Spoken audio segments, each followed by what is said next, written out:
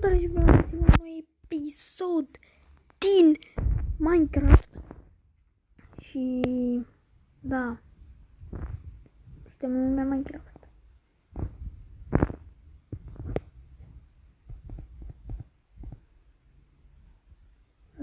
Da. Păi, nu uitați, dați un like, să vă abonați și hai să începem. Prima oară o să vreau să fac mâncare și lemn.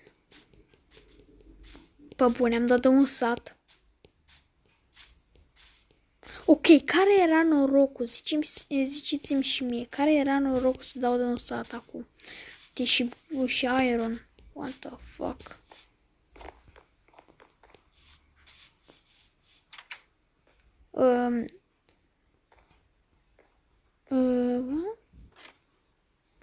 Nu o să iau patul ăsta pentru că cred că o să găsesc altul mai colorat. Deci, pa, piticule. Pitic nenorocit, așa. Aici în chestul ăsta avem mâncare. Mâncare! Foarte bună mâncarea. O să iau și chestul ăsta, cred. Așa. O să iau și patul ăsta și astea nu trebuie. Am uitat efectiv de groapa aia.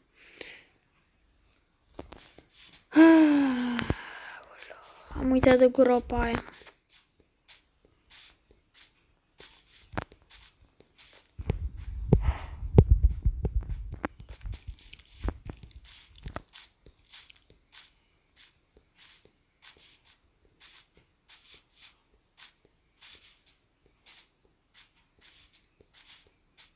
Tu-ți groapa ta, are chef, nu e groapă, stai puțin.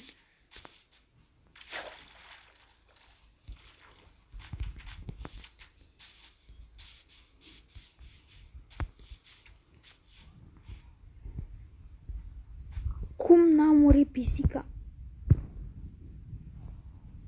Da, am înțeles. Șmecher.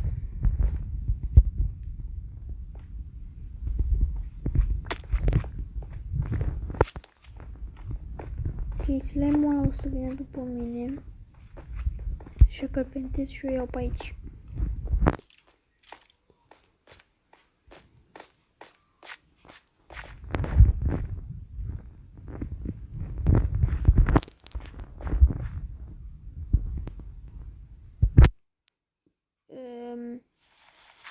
Hai să iau pământul ăsta și să urc sus cu el.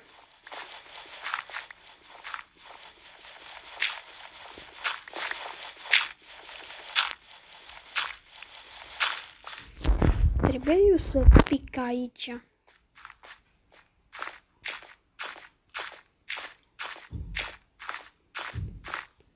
Nu mai am.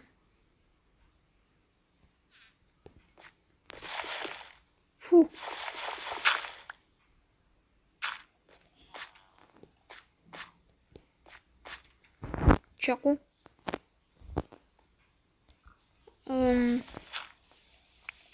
Fac așa.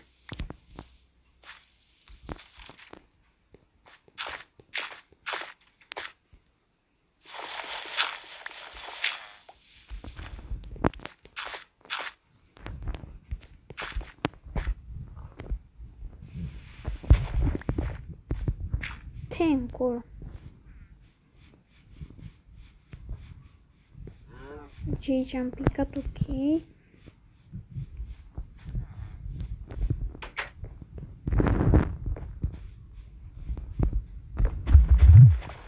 Am vânul ăsta pentru că poate să fie bun, că facem pâinică. Până mâine mai ciutim o săteanule. O să vreau să mă... De fapt nu, că am pat. Ok.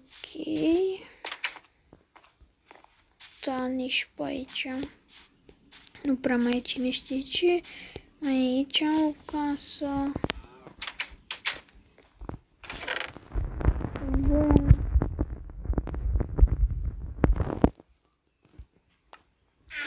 Perfect. Eu duc și pe asta în casă. Patul galben. Cred că o să iau și eu încă un pat galben, că na. Are multe paturi ăștia, văd.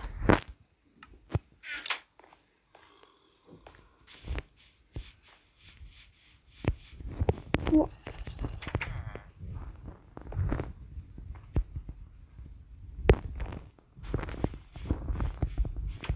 Bă, câte... bun. Bun. O să vreau să iau și lemn.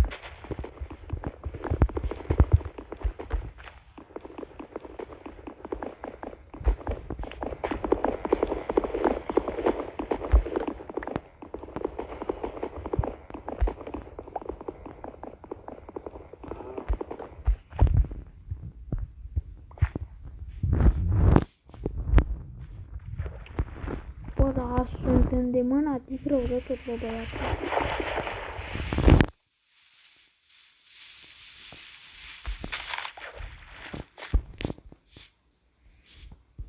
Uite să fac eu casa aici, lângă copaci.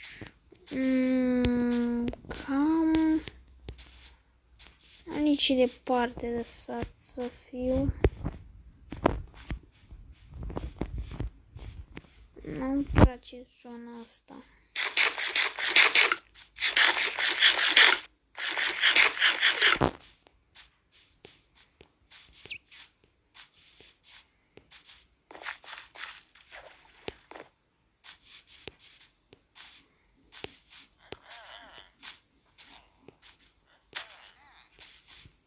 De cartofi.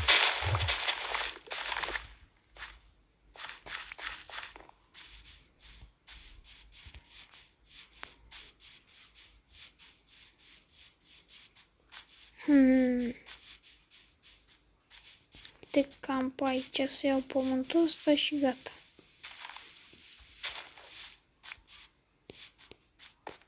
Sau mai pe aici.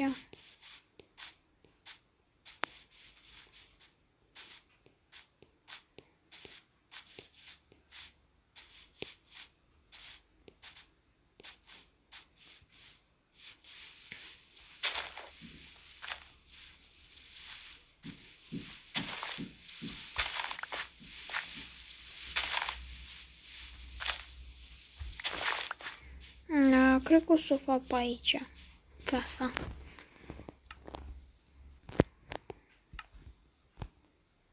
Sau nu, că e prea lângă munte.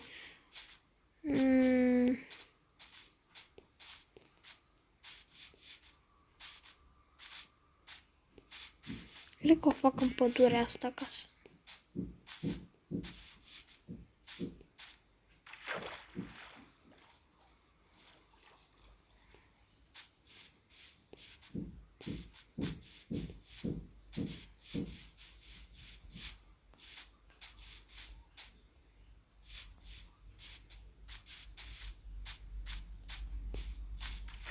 De aici e perfect.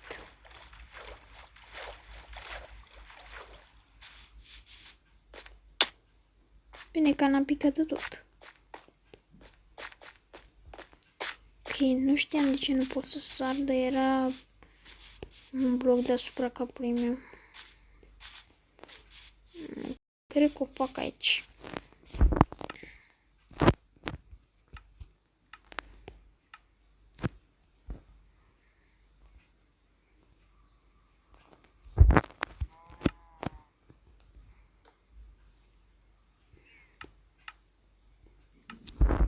O să-mi fac pâine.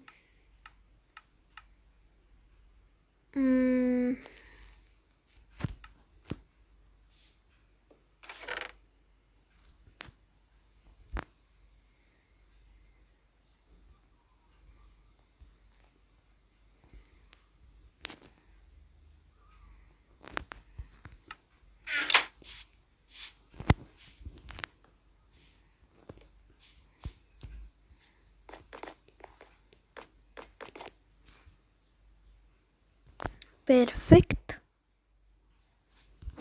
Așa.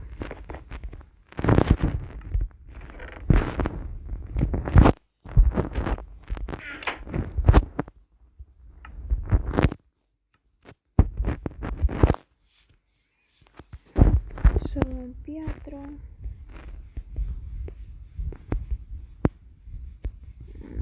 Parcă era pe aici încă o... Uite pe aici, e perfect.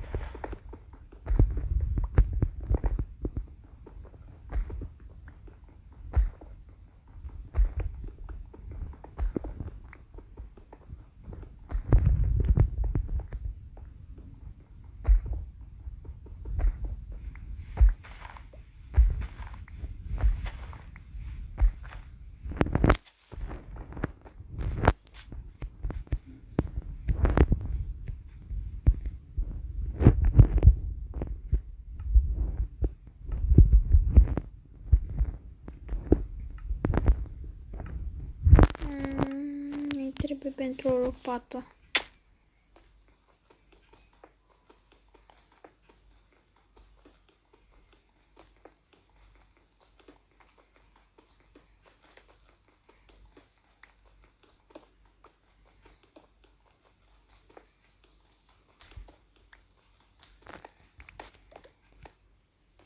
What?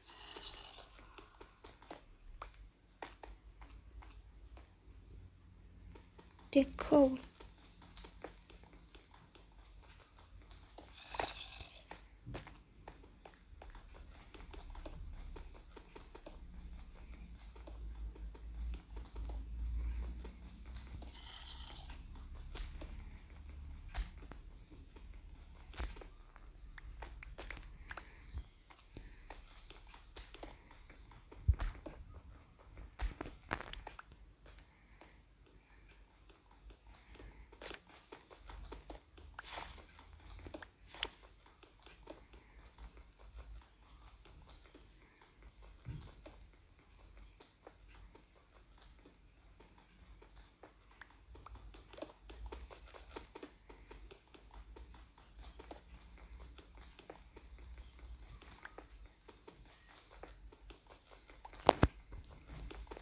O să iau multă piatră, că vreau să fac niște furnale multe. Așa. Mi s-a spart. Nu e nimic, avem altul.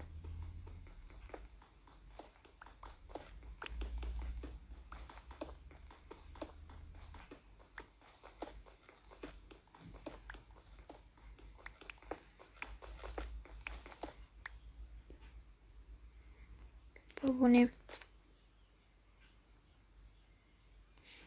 Cred că voi nu vedeți acum, eu văd ceva și... Nu prea e nimic pe aici.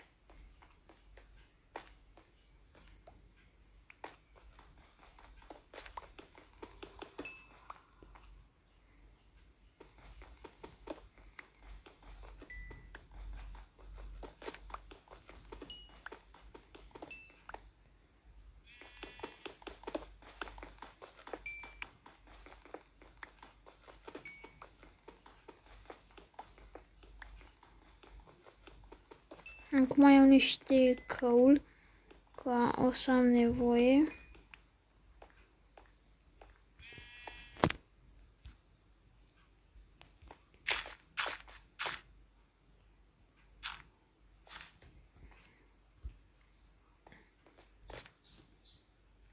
Perfect.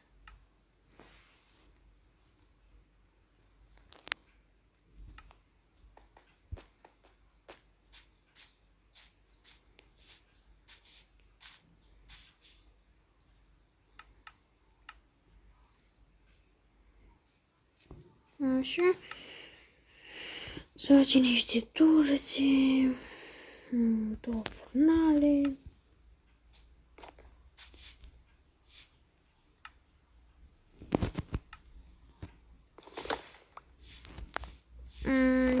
Bun. Deci cum vreau să fie casa, vreau să fie mare. Cu design. Îmi trebuie niște lemn. Mult.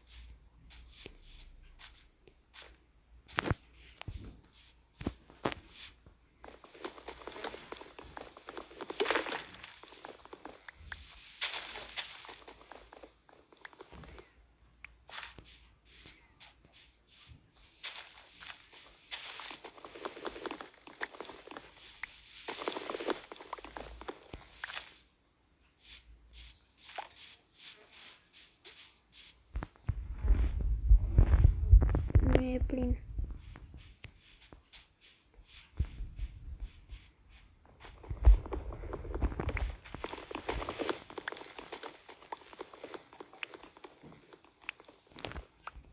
Dar vreau un pic butoanele mai mari.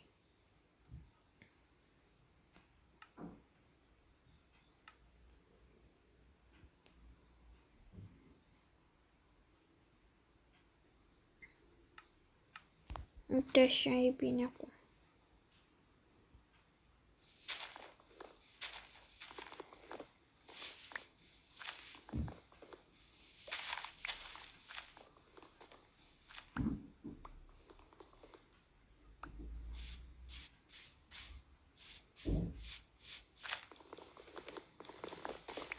Perfect. Trebuie să mai și mănânc.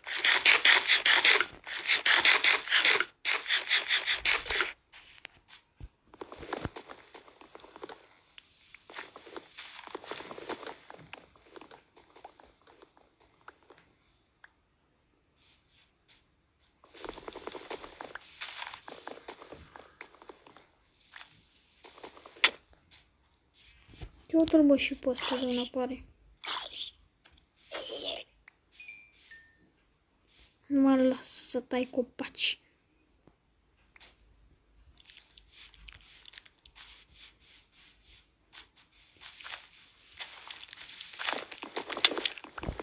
Care ești, mă? De ce vine, mă, toți pe mine?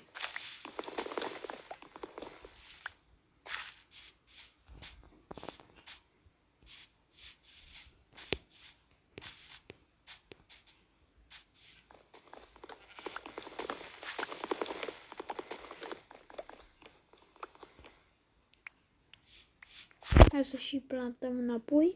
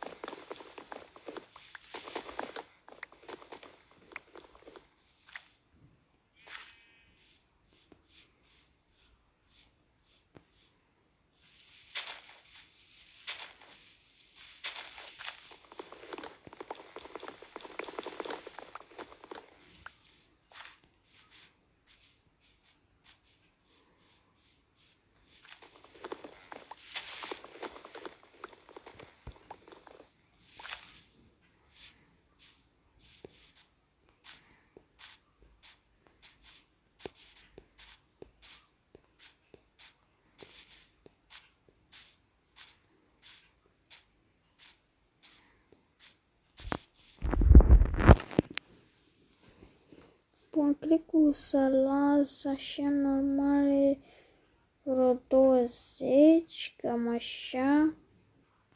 Așa, perfect.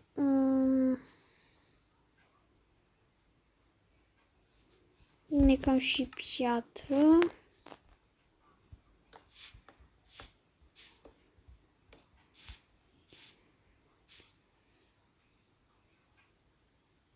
Nu idee.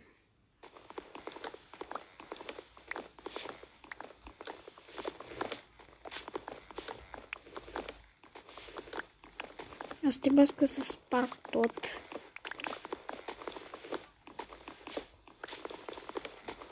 Perfect. Aici... Hai, cam atâta. Bun.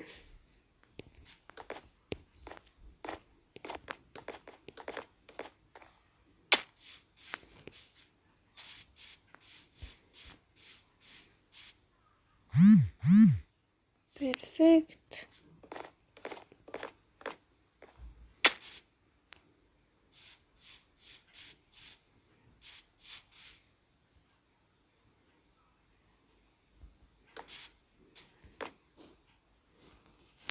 Perfect.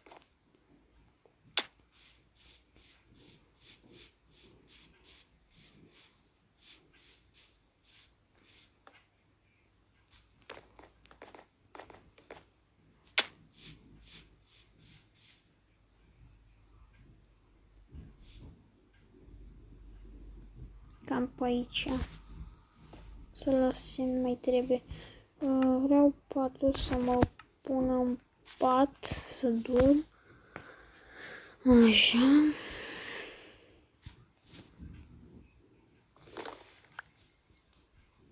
Mai trebuie lemn. O să trebuiască să iau și de ăsta alb. Da, acum nu-mi trebuie.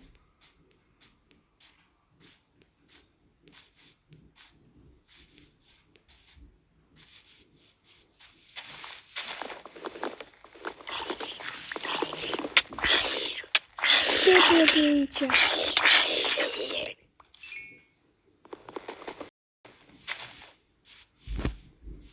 Vreau să și mănânc.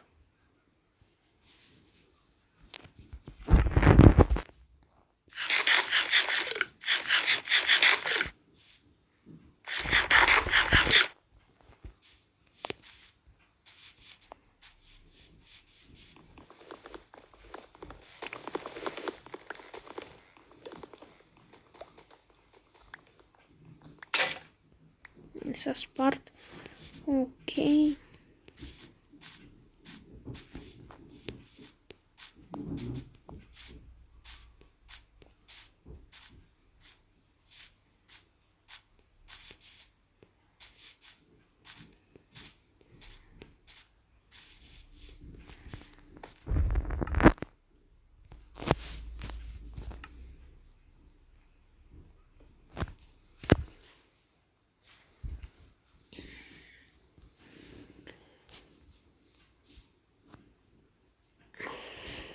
Așa.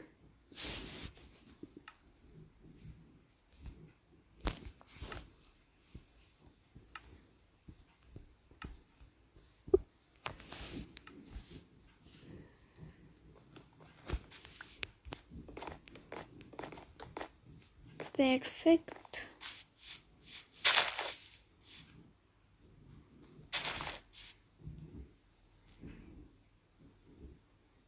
Aici. Perfect.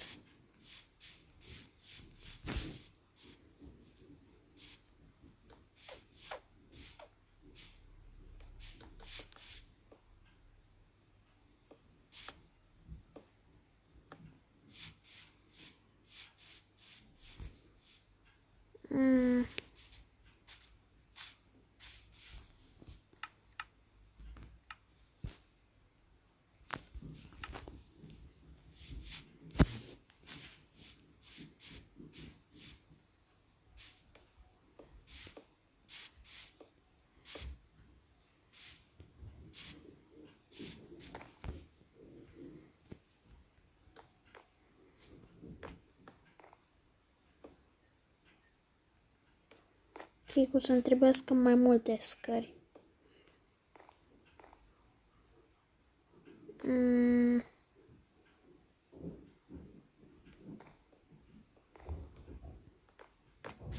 Dar nu chiar de aici din spate, mai trebuie un pic.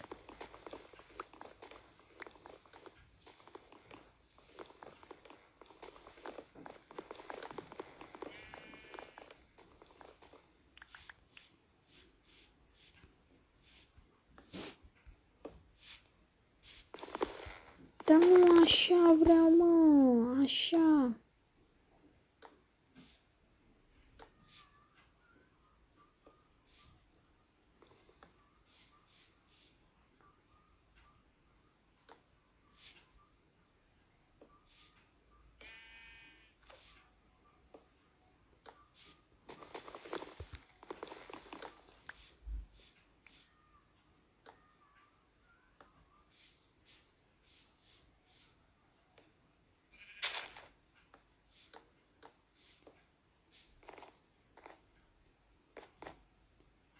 Trebuia cu una în spate firar.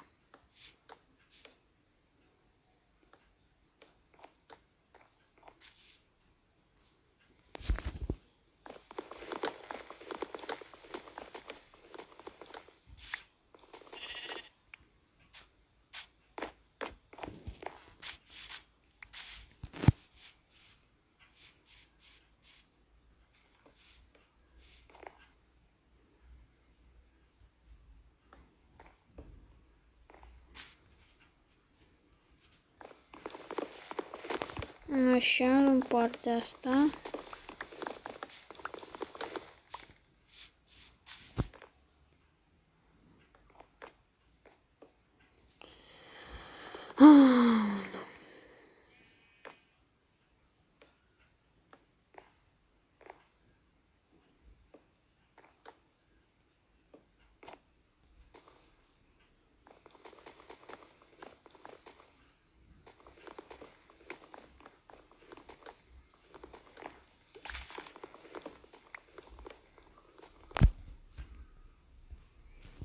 Așa.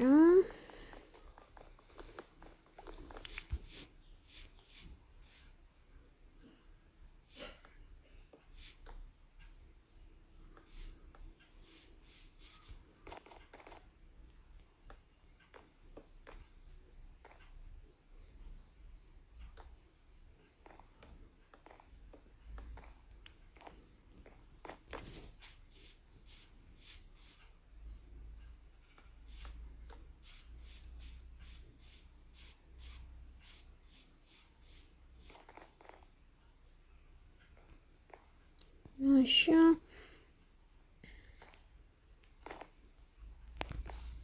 Perfect.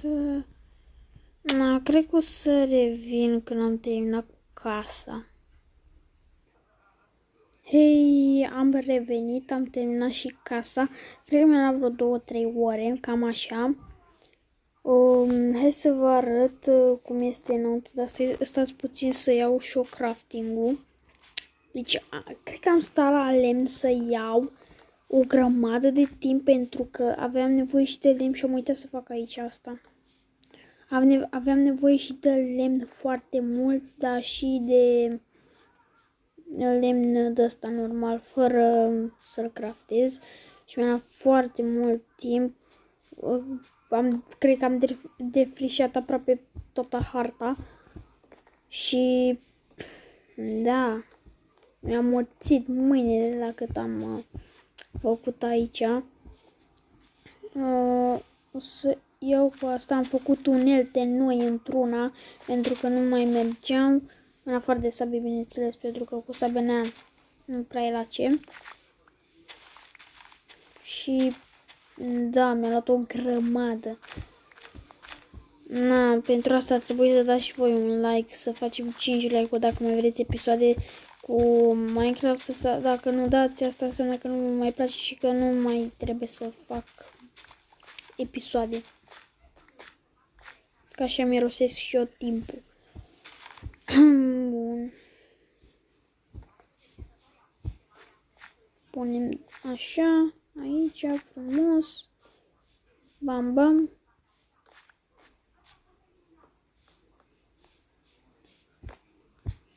Perfect. Mai trebuie aici.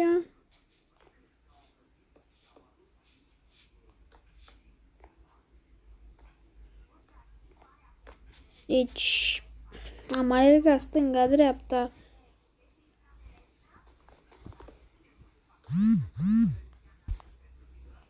Verișoara mea întreabă dacă am terminat și am zis să ai răbdare că o sun eu când termin. Ana, ce să-i faci? Cum e cu verișoarele, știi și voi. Oare știe bine, rada tot că are pe Alicia. Și cred că acum Vali râde. Cred că așa o să pun aici. Dacă se uită la episodul acesta, de cred că o să se uite pentru că el este cel mai bun prieten al meu și o să se uite clar.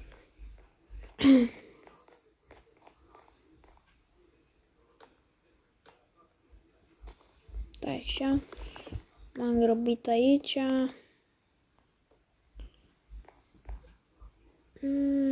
Da, lăsăm așa că merge cât de cât. Aici este etajul, acolo e parterul și aici e etajul 1. Și aici este camera mea. Și aici mai este încă un balcon. Aici e intrare. Și jos mai e încă un balcon la parter. Nu știu, sau terasa asta e la parter. Nu știu, mi-a plăcut să fac așa. Frumos și mi-am luat ceva. Vreau să pun crafting-ul și furnalul și chest-ul. Vreau să le pun aici. Da, e cam departe și cred că o să le pun cam aici. Perfect. Și să mai facem niște chesturi. Bam. Vreo 5 cam așa. Nu acolo. Aici. Perfect. Să fie frumos. Să avem multe chesturi și dă-i și pune aici. Perfect. Mamă. Și am o grămadă de lemn. Mi-a și rămas, ești nebun.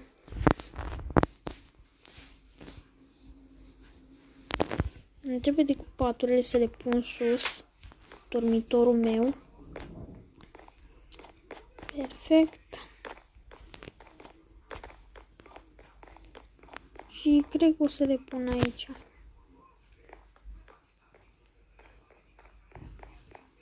Și cred că o să pun cu trep de ăla. Că îmi trebuie puțin lemn. Perfect. 2 trepuri.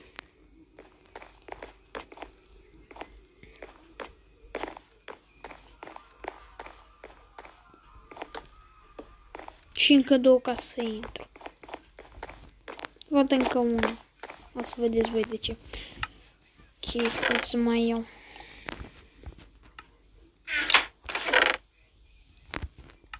Așa. Perfect. Punem una aici. Dar afară nu punem pentru că na, poate vine un creeper, vine în casă și zbum! Am avut și casă. Aici punem pentru că na e sus. Și pur și simplu trece așa și gata. Aici nu vreau să pun, nu vreau să las așa.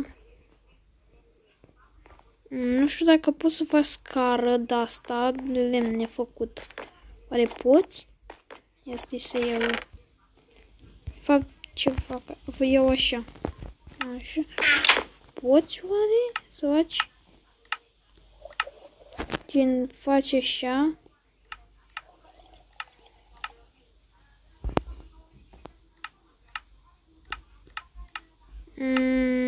Da, nu prea poți.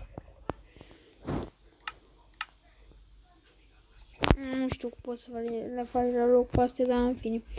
Ia lăsăm așa. Și așa avem mult lemn.